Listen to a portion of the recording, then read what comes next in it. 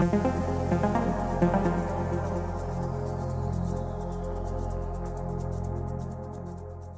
everyone. My name is Cheyenne Everett. I am a part of the writings team for Funktasy Magazine. Funktasy is a company that we cover music, fashion, lifestyle.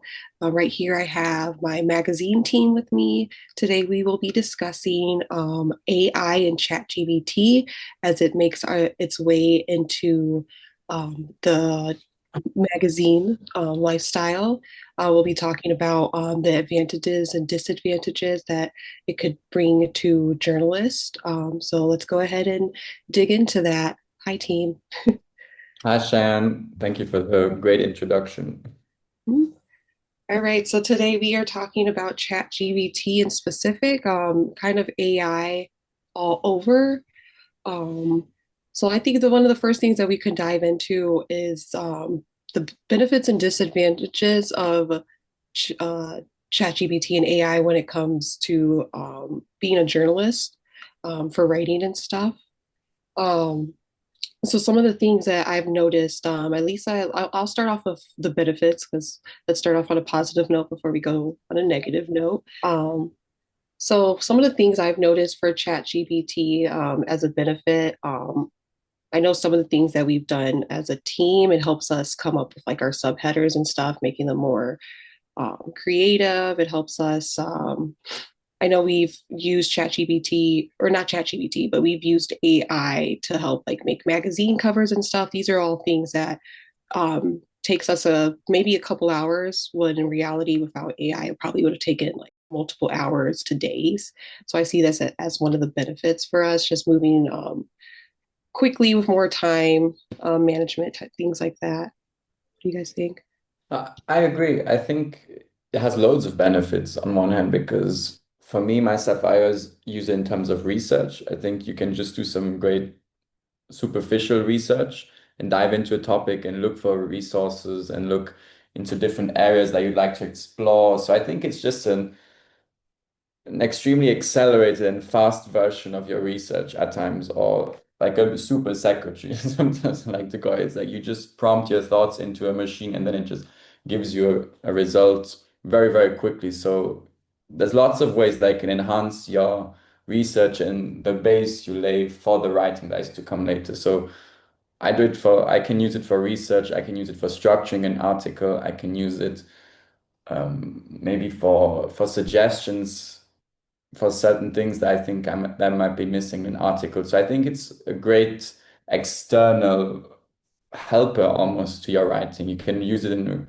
a variety of ways to just enhance your writing. But on the other hand, the negatives, which we'll get into later, are in terms of creativity. I think that's where it's lacking. But in terms of just optimizing, enhancing, and helping you build a base of research for your writing, I think it's a really great tool. Yeah, I feel like it's something that shouldn't like overly like replace like the creativity like aspects of writing. But I mean like using AI for like grammatical checks or like spelling, proofreading, making sure that like the flow is okay. I think is fine. I personally don't like to use it, or I use it as little as I possibly can because I like to kind of maintain the integrity of my writing in a sense. But I definitely think that it is a helpful tool, and hopefully in the future we can like work on advancing it to a point where it's not like overly controlling everything, but also can be used as like a helpful tool and not take away from anything else. But Grayson, would you then use it in research, for example, if you do research? You Uh, do. yeah, I've definitely used it like to help find sources, not really Mhm. to like digest like the information myself, but like, Yeah. to like find like, oh, like I'm looking for this specific source. I can't find a whole lot online. Like, is there anything out there basically? But Mm. I don't want it to take away from like doing the actual work myself. Yeah, I agree.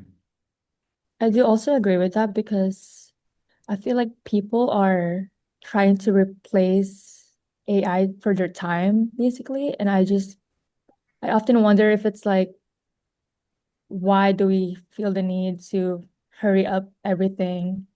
Basically do them on your own and do your own research. And like Shreya mentioned, making the covers and stuff, I wonder like what's wrong with putting more extra hours to put in actual creative work. That's my opinion about that though. I find that I really don't use it that much when it comes to writing for the preservation of the creative process, like we've kind of talked about. And I think there's a lot of value in going through that creative process yourself or with your team and developing your writing or like graphics or anything like that. I always find that working with other people is far more beneficial to me in my creative process than using AI would be. I completely agree. So would you guys say that AI is like really it's killing the creativity, it's killing the contribution, the teamwork, like all of that. Like it's really just like taking it all away. I In would some say, ways, yeah. yeah. I think it's replacing that connection with collaboration Mhm. with a personal assistant, basically. I definitely agree. However, I would say that I don't think it can take away creativity because creativity is something that can be found within us all. And I don't think a machine can really recreate that because it's just like it's just a machine. It's not a person. It doesn't have thoughts that we have and ideas that we have. Of course, it can be beneficial, but it can't recreate certain things that only I think we can have. It can maybe learn, but how well can it learn really, you know? I feel like it depends on what you're using it for because I certainly think that like it can't replace your creativity. But I think that like in the sense it can if you're just using AI to copy paste, get your work done, get something out there just to meet like a quota, I think then that's when it starts to become a problem. So I feel like on a baseline, like, no, it can't take your creativity away from you. Like, you're definitely right about that. But I feel like it definitely has the opportunity to, depending on like how you use it. I also feel like it's more, it doesn't like take away your creativity, like, you know, what made you into the writer you are is still going to stay within you. But I think it definitely kills it off a little bit. Just for an example, when I was in school and stuff, I kind of got to see the shift of AI getting implemented more and more into like classrooms and stuff. And just little things like I was in a lot of English classes and stuff, and so we always had discussion boards. And you know, before AI was being heavily used, we had these really like intense conversations and stuff. And then slowly, as AI was getting used more and more, the conversations were kind of dying and stuff because we just had these generic like plain discussions that are just getting posted and stuff. So, and I definitely think because as you see, like AI, especially ChatGPT, now people go into like using different like models and stuff, and maybe it'll change up a little bit. But ChatGPT really has its own voice, and so now I'm looking at 10 different students who all sound the same. You know. There's also just a lack of integrity behind AI, in my opinion. In general, Aliyah, or just Yeah, just it's in a way cheating, in my opinion. There's just it's kind of self-serving and selfish in a way that's you can't use your time to basically just do the work and rely on a machine, basically. But mm-hmm. to think about, it's all about how time is moving. Because Mm. if you think maybe back in you know, the early 2000s, the 90s, when the internet was starting to get really big, a lot of the older generations were saying a lot of things that we're saying now about AI. Like, oh, like, why can't they just go to the library, do the research on their own? Like, why do they have to go on the internet to look it up? Especially when Google started getting big, they're like, oh, it's just another robot. And so it's all just about the way you use it, you know? Mm. If you're using it, you know, to completely take over yourself, your work, what you're doing, then yeah, you're definitely using it wrong. Just like the kids who would go onto Google and like try to look up the answers or, you know, try to figure out paying somebody to write their paper, stuff like that. It's just all about the way you utilize it. And then it really goes down into people's integrity and morals and stuff like that. Yeah. Yeah, I agree. I think it's to what extent you allow it to take your creativity.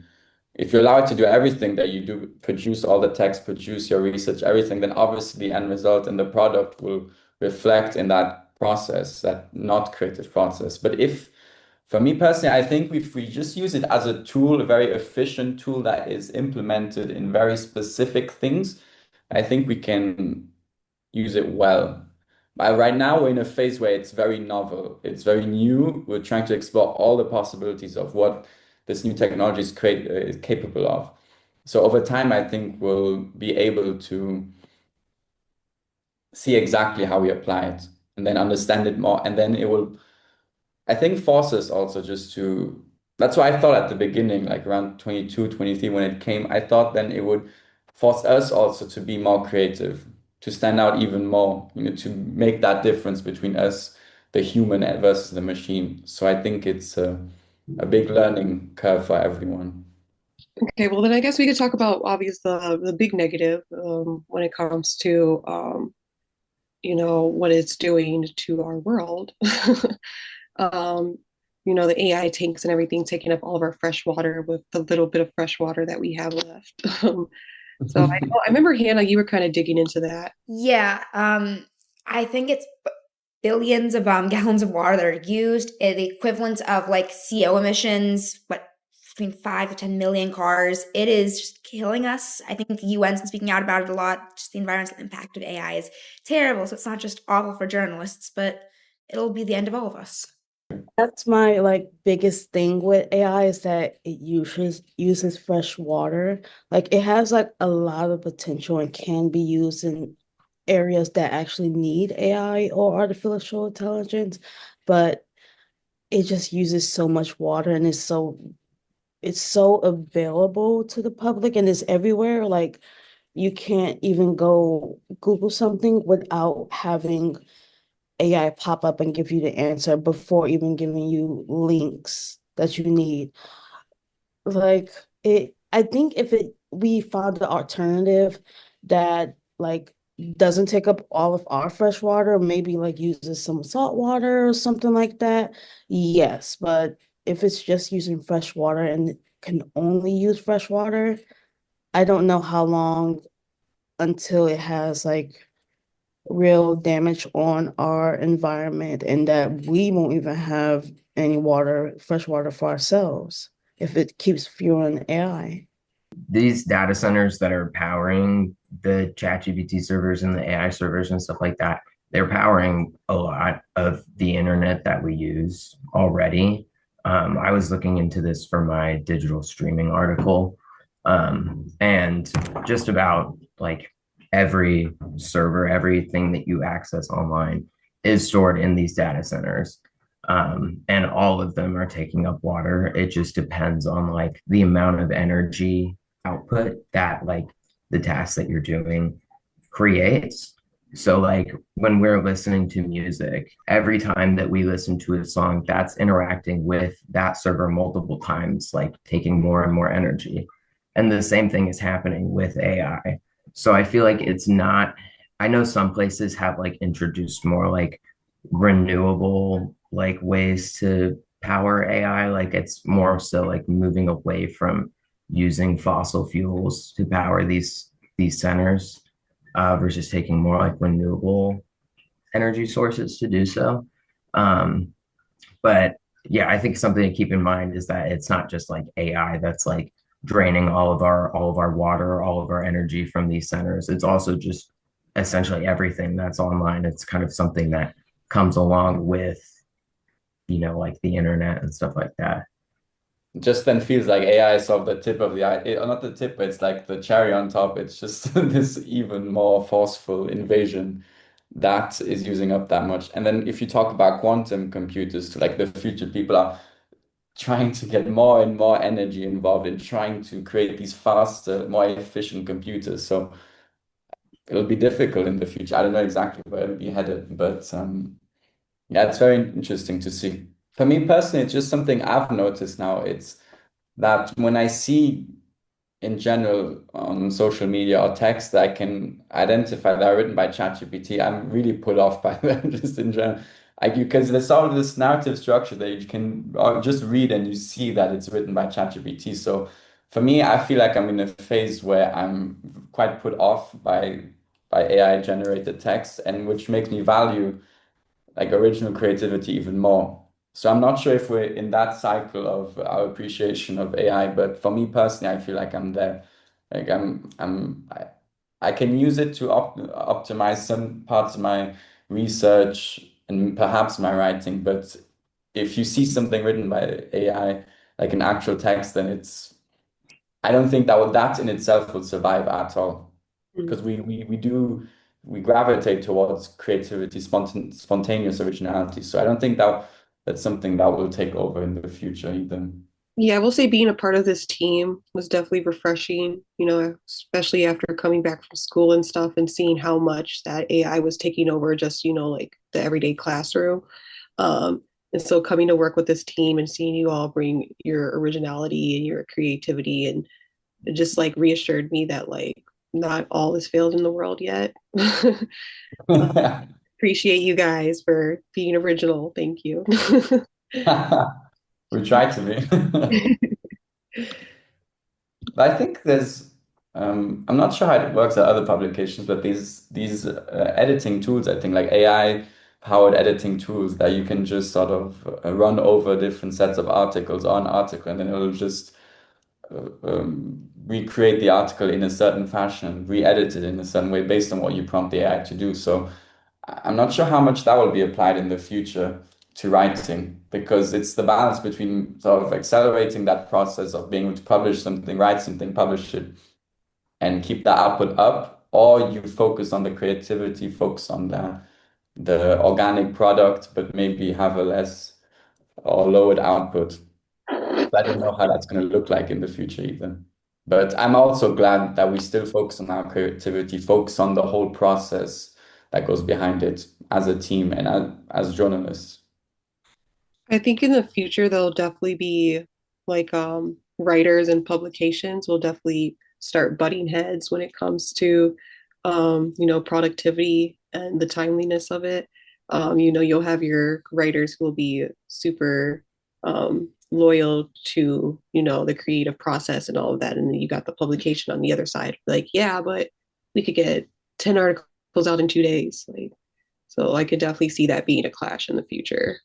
No, I agree. Like, I feel like something to note for that is that a lot of times, like ChatGPT and these other AI like websites, they're like wrong a lot of the time. It's what I've come to find out. And so like I feel like there could be an issue there where we're seeing more and more incorrect news or misinformation being spread online just from people who are using ChatGPT to write these articles and then not reading through them and double checking and verifying the sources and making sure that all of the information is actually correct.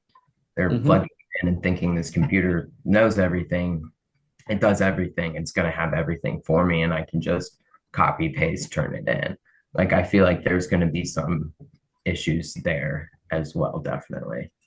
Now, that's a very good point. Because sometimes when I do research just on random stuff on my own, then you get that text in front of you. And then if you look into the sources, actually, what it says, it doesn't really reflect actually what's then written in that text. So that's a very good point, Grayson. That it's not, we just give it this absolute correctness, which doesn't really exist. And we rely, or not us maybe, but in general, people rely upon it in ways that are, yeah, that will impact negatively than what you write and what you report. So I think that's something that's not really in the minds of people as much. Well, guys, this was a really, really great conversation. I know this will definitely be utilized in the future and stuff as writers, and we look at ChatGPT and our integrity and all that comes into it. Um, I hope it doesn't kill us off soon. I hope it doesn't kill off our creativity soon, at least while we're still here. Um, but thank you guys for this conversation. It was refreshing, and I'm happy we're all on the same side. Yes, we are. Thank you, Sharon.